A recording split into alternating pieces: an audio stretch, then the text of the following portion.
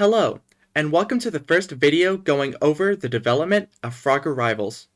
I am working on this project with my partner Patrick as we go through the process of making this game.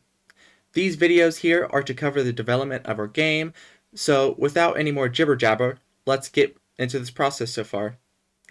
The first week was pretty slow as far as development goes. We went over some ideas for what we wanted for this game and concepts, and tried to get a grasp of what the final version could look like. Typical game business. What we landed on was a third-person skateboarding game where you could shoot rival skateboarders on a city bridge. Oh, and the players and enemies are rodents. We want to combine the fun movement mechanics of a skateboarding game with the thrill that comes with your typical shooter. So we want to be able to grind on rails and dunk on some rivals at the same time. Now with the first week out of the way, things have gotten real as we started work on research, programming, art, and design. I started the week researching skateboarding games of the past to see how we could execute this game in the best possible way. There are a lot of games, so it took a while to go through them all. However, I ended up finding the holy grail of skateboarding games, a skateboarding movement shooter. Something exactly comparable to the game that we want to end up making. Witch Punk! I booted it up and started playing. It was a pretty fun game. The art style was unique and it had some great controls. So I'd highly recommend those watching give it a play. It's free and I'll link the Steam page in the description below.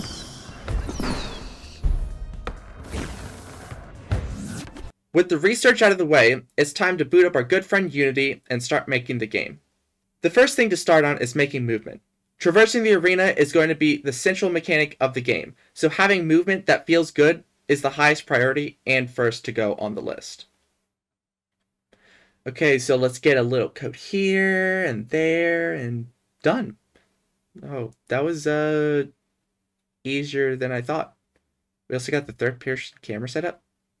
I mean, there's a couple bugs, but it's good to go. So why do I feel like I'm about to mess up big? Oops, overscoped. Okay, so I decided that making movement wasn't enough of a hassle for me this week. So I wanted to program animation to make the movement feel more fluid. But in order to do that, I would need a model. The thing is, it takes a lot of time to model, texture, rig, and animate, and then set up those animations in a Unity from scratch. So this was somewhat of a big task for me to take on in a single week.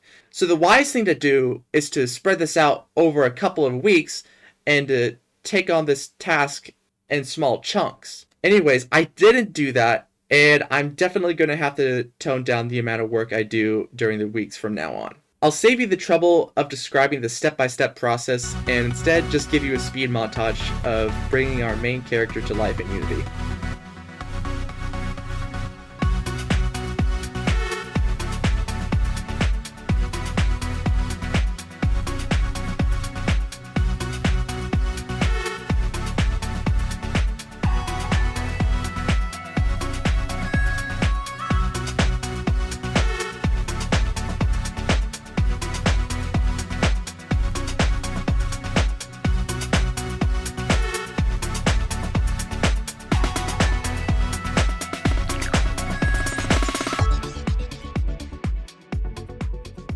Ta-da! Our dude is in the game. That only took like 5 days? Oh my gosh! Okay, that's cool. I love how he turned out. He's got nice animations and they're pretty fluid. And I especially love his little eyes. They make him a little derpy boy. Oh, yeah, and Patrick. What have you been up to this week? Oh, nice! Very cool map. So Patrick, on top of doing a really good job with the map for the game, also helped with some textures for the rat. So great job, Patrick. I didn't get his step-by-step process, so I can't show that here, but the final product looks amazing. So we have a map, movement, a model, a camera setup, animations. Very productive first week of development. There's not much else to talk about here. We're going to work on some UI, map design, and fix up the movement a little bit more next week. So I hope you enjoyed watching this video. Bye!